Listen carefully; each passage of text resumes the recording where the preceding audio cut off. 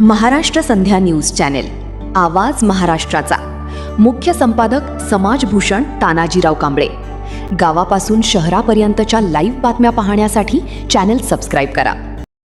नमस्कार, आपण पाहताय महाराष्ट्र संध्या न्यूज चॅनेल. गावापासून शहरापर्यंतच्या लाईव्ह बातम्यांचं महाकव्हरेज देणारं लोकप्रिय चॅनेल महाराष्ट्र संध्या न्यूज चॅनेल. माझ्यासोबत गणेश सुरेश नाईकवाडे हे माझ्यासोबत आहेत. ते राहणारे मुक्काम पोस्ट चिंचोडी, तालुका निलंगा, जिल्हा लातूर या ठिकाणचे ते आहेत. सावकारांनी त्यांना कशा पद्धतीनं फसवलं त्याची कैफियत त्यांनी आपल्या समोर सांगण्याचा प्रयत्न केलेला आहे. एकदम साधा स्वभाव, साधं राहणीमान आणि छोटा मोठा धंदा उद्योग करून काही करण्याची धडपड असणारा हा तरुण सावकारांच्या पाशामध्ये कसा अडकला आणि कशा पद्धतीनं सावकाराने त्यांचा अज्ञानाचा गैरफायदा घेतला ते आपल्याला जर सांगायचं झालं तर मी आपल्याला सांगेन, जवळपास 8 सावकारांनी त्यांच्या गळ्याला फास लावलेला आहे. त्याच्यामध्ये आमचे हे जे गणेश नाईकवाडे हे जे आहेत त्यांनी एका सावकाराकडून 4 लाख रुपये कर्ज घेतलं. त्या सावकाराचं 4 लाख रुपये त्यांनी कर्ज फेडलं. त्या 4 लाख कर्जाचं 3,20,000 रुपये व्याज पण भरलं. तरी सुद्धा हा सावकार पुन्हा 4 लाख रुपये यांच्याकडे मागून यांची छळणूक त्यानं सुरू केलेली आहे. मी आपल्याला पुढच्या सावकाराचं सांगेन.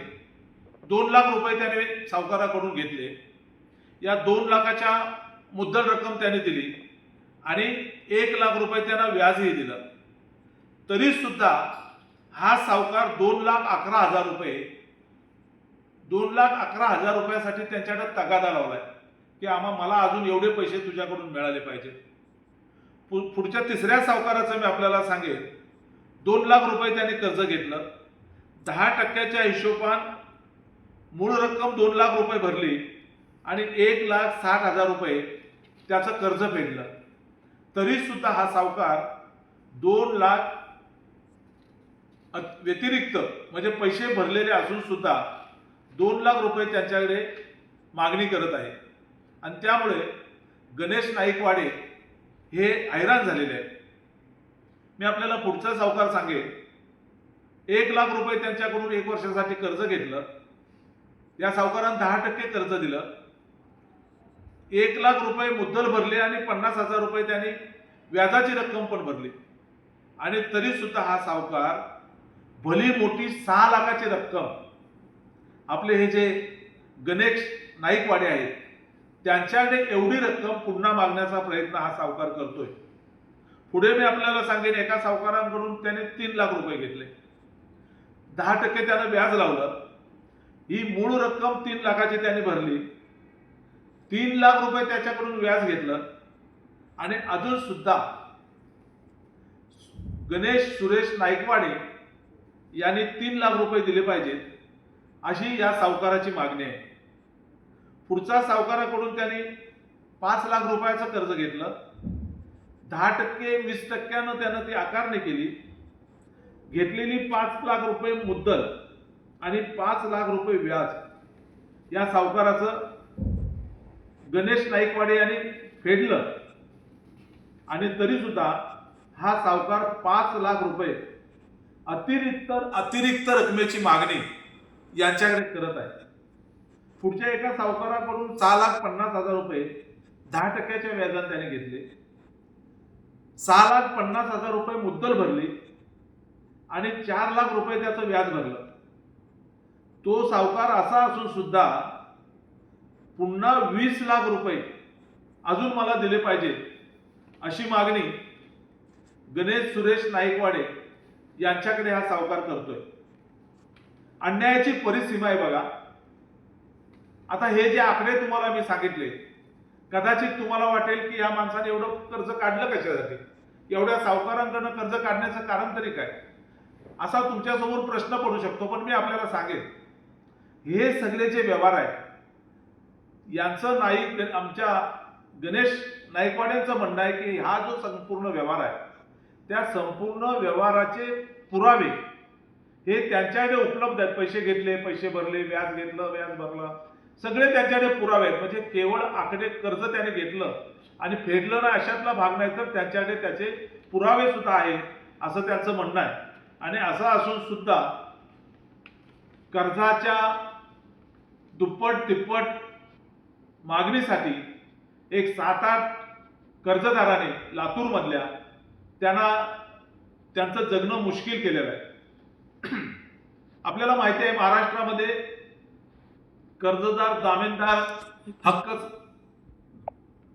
संरक्षण समिती अशा अनेक समिती आहेत आणि अशा सावकारी पाशातून मुक्त करण्यासाठी अनेक लोक काम करत आहेत.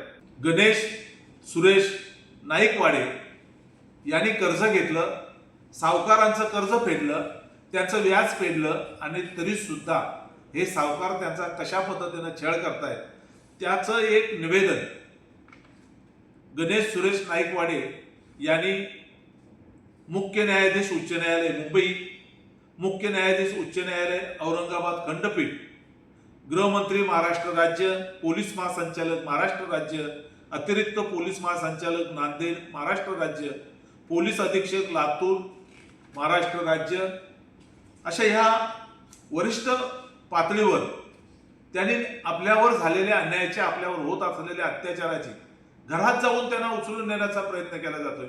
त्यांच्या वडिलांवर त्यांच्यावर खोट्या तक्रारी दबाव आणून टाकण्याचा प्रयत्न केला जातोय आणि अशा पद्धतीनं त्यानं त्यांचं जीणं मुश्किल या सावकारांनी केलेलं आहे. काही कारण नसताना पैसे घेतले, पैसे फेडले, व्याज सुद्धा फेडलं, तरी सुद्धा अशा प्रकारची जुलूमशाही या सावकारांनी या ठिकाणी गणेश नाईकवाडे यांच्यावर केलेली आपल्याला पाहायला मिळते. मी महाराष्ट्राचे मुख्यमंत्री माननीय नामदार देवेंद्रजी फडणवीस असतील, त्या जिल्ह्याचे पालकमंत्री असतील, महाराष्ट्र राज्याचे लोकप्रिय उपमुख्यमंत्री माननीय नामदार एकनाथ शिंदे साहेब असतील, यांना विनंती करेन की हा महाराष्ट्र फुले शाहू आंबेडकरांचा महाराष्ट्र आहे. या महाराष्ट्रामध्ये शिवसेना, भाजपा शिवसेना सेनेचं सरकार आहे आणि अशा या लोकोपयोगी सरकारच्या कारकिर्दीमध्ये एखाद्या व्यापाऱ्यानं, उद्योग व्यवसायात काम करणाऱ्या माणसानं अडचणीमुळे म्हणा, आर्थिक अडचणीमुळे काही सावकारांकडून कर्ज घेतली असते, तो त्याचा गुन्हा नाही आहे.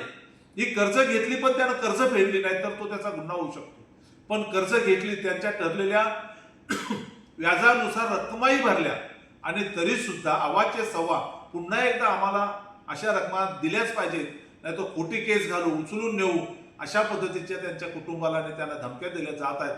आणि म्हणून मी या ठिकाणी महाराष्ट्र संध्या न्यूज चॅनेलच्या माध्यमातून महाराष्ट्राच्या मुख्यमंत्र्यांना विनंती करेन, महाराष्ट्राच्या उपमुख्यमंत्र्यांना विनंती करेन की एक तरुण महाराष्ट्रातला कामधंदा करतोय, उद्योग करण्याचा प्रयत्न करतोय आणि सावकारी पाशातून त्यांच्यावर आत्महत्या करण्याची पाळी आलेली आहे. मायबाप सरकारने त्यांना न्याय द्यावा अशी महाराष्ट्र संध्या न्यूज चॅनेलच्या वतीनं मी या ठिकाणी सरकारला विनंती करतो. कर्जदारांनी कारण नसताना फास आवळलेले गणेश सुरेश नाईकवाडे हे कशा पद्धतीने अडचणीत आलेले आहेत, त्यांचा कशा पद्धतीनं छळ केला जातोय ते त्यांच्या ह्या व्हिडिओत आपण पाहू. माझे नाव गणेश सुरेश नाईकवाडे, राहणार चिचोंडी, तालुका निलंगा, जिल्हा लातूर. माझा निलंगा या ठिकाणी व्यापार होता. मी काही कारणास्तव सावकाराकडून कर्ज घेतले होते, तरी मी त्यांना व्याज मुद्दल सर्व काही देऊन माझा छळ करत आहेत. तरी मायबाप सरकारने मला न्याय द्यावा, नाहीतर मला आत्महत्या केल्याशिवाय दुसरा पर्याय नाही. मी एका सावकाराकडून 4 लाख रुपये घेतले होते, 4 लाख रुपये परत केले, 3,20,000 रुपये व्याज दिले, तरी पण तो सावकार अजून मला 4 लाख रुपये मागत आहे आणि माझा छळ करत आहे. दुसऱ्या सावकाराकडून 2 लाख रुपये घेतले होते, 2 लाख रुपये परत देऊन 1 लाख रुपये व्याज दिले, अजून तो 2 लाख रुपये मागत आहे आणि माझा छळ करत आहे. अशाच प्रकारे वेगवेगळ्या सावकाराकडून कर्ज घेतले आहे, पूर्ण मुद्दल दिली आहे, व्याज दिले आहे आणि अजून परत मुद्दल मागतात. अशा प्रकारे माझ्यासोबत छळ करत आहेत. माझ्या सावकाराकडून मी कर्ज घेतले आहे आणि त्यांना परत केले आहे ते माझ्याकडे सर्व पुरावे माझ्याकडे आहेत. कॉल रेकॉर्डिंग्स आहेत, ऑनलाईन व्यवहार आहेत, मी रोजमर्यावर लिहून ठेवलेले सगळे व्यवहार आहेत. आणि मला या सावकाराकडून माझ्या घरच्याला मला कॉल्स करून धमकी देण्यात येत आहे.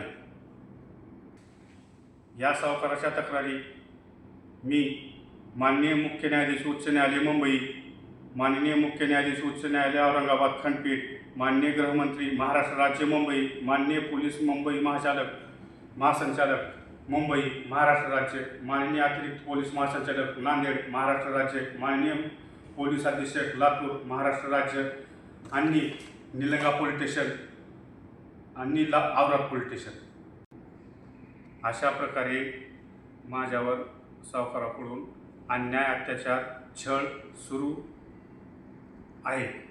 मी सर्व ठिकाणी याबद्दलच्या तक्रारी दिल्या आहेत. मायबाप सरकारने मला न्याय द्यावा आणि कर्जाच्या पाशातून माझी सुटका करावी अशी मी मायबाप सरकारला विनंती करतो. महाराष्ट्र संध्या न्यूज चॅनेल, आवाज महाराष्ट्राचा. मुख्य संपादक समाजभूषण तानाजीराव कांबळे. गावापासून शहरापर्यंतच्या लाईव्ह बातम्या पाहण्यासाठी चॅनेल सबस्क्राईब करा.